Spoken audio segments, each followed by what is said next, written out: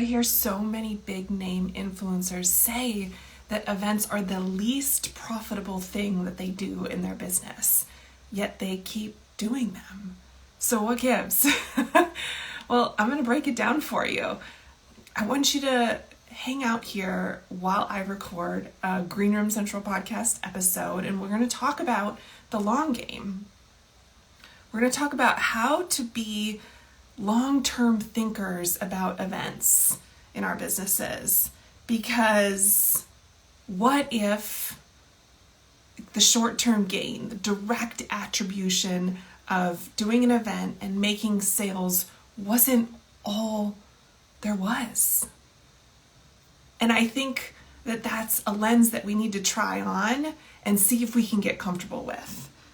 Because what if there was so much more to producing events in our businesses than making in-event sales? Okay? I know you're thinking, Sarah, well, I don't want to lose money. That's not why I'm doing this. We're not a charity. And I feel you. And I totally agree. I'm not here to lose money any more than you are. But let's talk about how there is a very real long game to starting and scaling events in your business. I remember going to my very first personal development event. It's almost 6 years ago now. And being in that room and not knowing that my life was about to change, not knowing that it was going to kick off massive transformation. I mean, in under 12 months, I had left my corporate career of over 16 years, and I moved across the country out of the Midwest to the Pacific Northwest, crazy big things, and started a business. And none of that would have been possible if I hadn't gone to an event. And now forever, I connect that transformation that was kicked off with the host of the event, the business that hosted the event. And I forever feel, I don't know if indebted is the word, or like fan is the right word, or perhaps even like connoisseur of the brand. But there's a connection that is not broken, and I do not foresee any breaking of that connection in the very near or forever future. And what I mean by that is I'm kind of like a ride or die for this brand now. Like whatever it is that they have for sale, I'm game to buy it.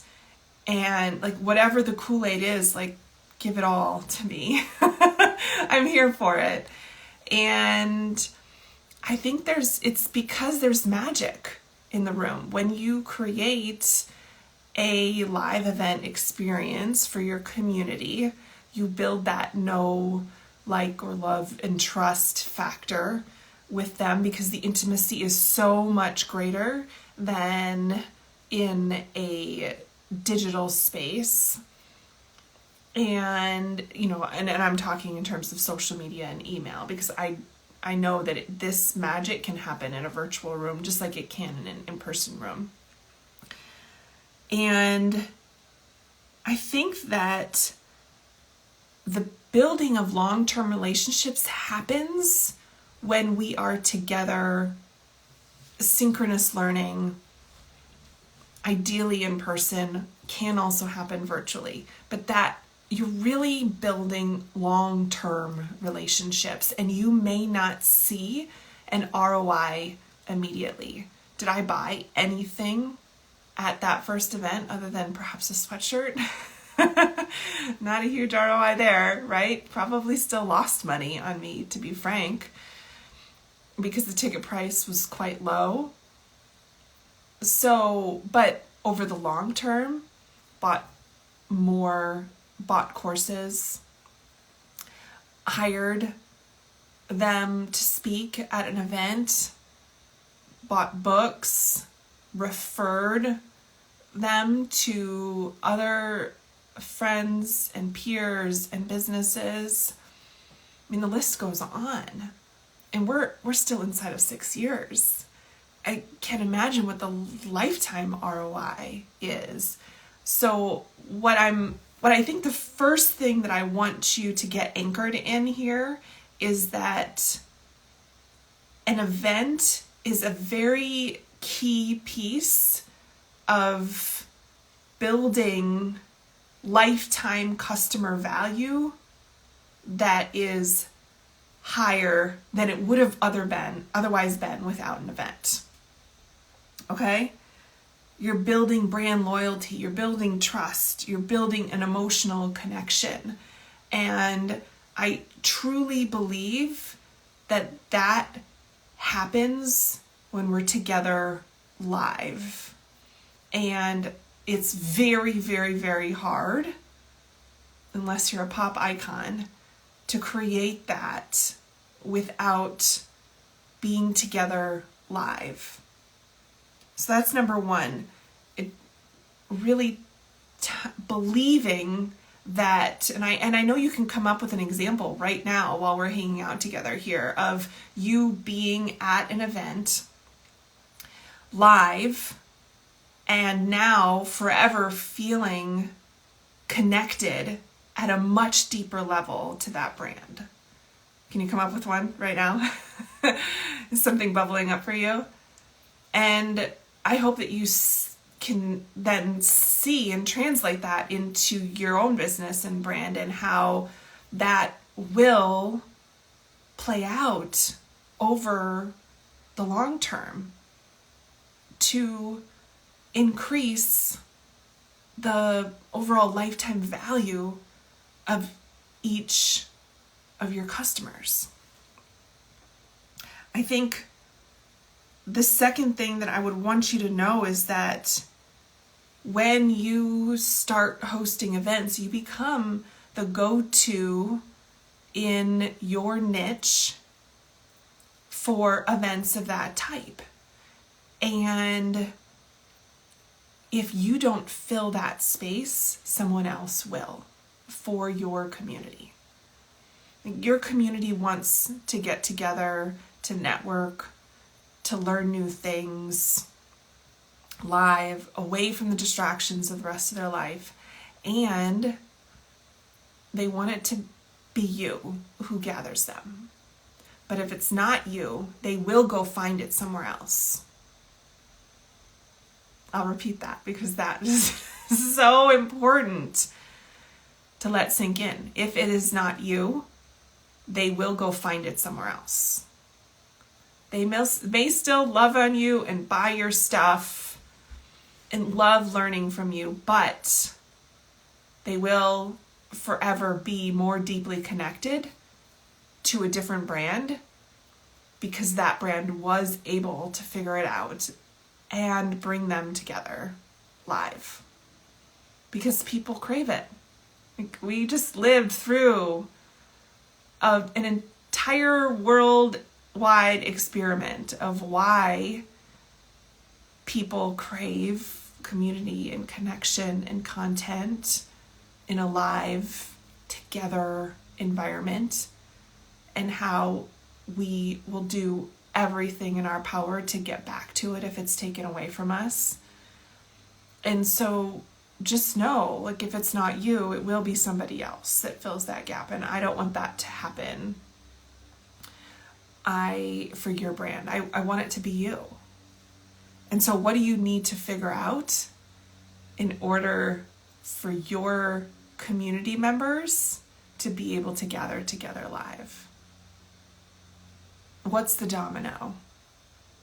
Like, what's the resource that you need? Is it time? Is it discipline? Is it money that is holding you back from making this dream a reality? Not just for you as a business owner, but for your community. The third thing that I want to chat about as it relates to the long game is putting yourself in the shoes of somebody who is playing the long game. And as such, you're going to measure what matters along the way, because when we keep an eye on the metrics, we're able to grow, right? It happens in every other aspect of your business, whether it's social media engagement stats or podcast downloads or funnel sales, conversion metrics. Like what we measure, we're able to grow. And so let's, from the outset, have the mindset that we're in it to win it. This is a long game. And so we're going to measure all the things from the outset in a way that we can compare event over event over event. So we can start to spot trends, so we can start to make minor adjustments here and there to continue to evolve, grow, get better. We're building a machine, right? And I know there's so much more magic to it than that. But when you think about it as building a machine that you're going to scale, you're going to make more of, you're going to repeat, I think that lens informs our decisions in a really special way. I always say that if we go into our first event as if we're going to have another, that we make different decisions, we put in different systems that are scalable, we measure what matters, and all of that is really important when you're playing the long game, because it helps you see and imagine where you could go and be watching the progress along the way. And while having that conversation about measurement, I also want you to know that when we're playing the long game, we might not be able to tie back every little bit of ROI in a direct attribution kind of way. And so back to the first thing that we talked about is just opening ourselves up to how we're really building long-term relationships. We're building brand loyalty. We're building trust. We're building an emotional connection that will be very hard to break. And that will pay off over the long term. But I think if we're short-sighted and we think that the only benefit of hosting an event is the amount of dollars made from the in-event sales and how that compares to what we invested in that event, I think it's so short-sighted. And I don't think that every major influencer hosts events and is shouting from the rooftops that it's the least profitable thing they do, yet they are still doing it. I think that should be turning our heads.